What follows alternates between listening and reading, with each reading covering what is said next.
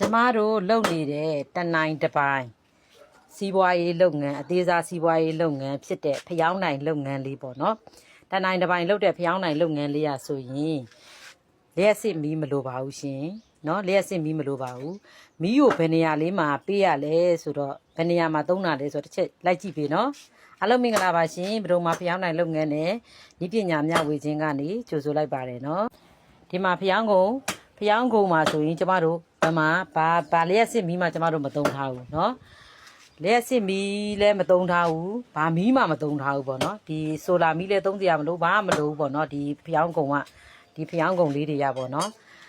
မီးသုံးတဲ့နေရာဘယ်နေရာလေးလဲဆိုတော့တစ်ချက်လိုက်ကြည့်ပြီဒီမှာတွေ့လားဒီမီးကထင်းမီးဒါမှမဟုတ်မီးသွေးမီးဒါမှမဟုတ်ဒီ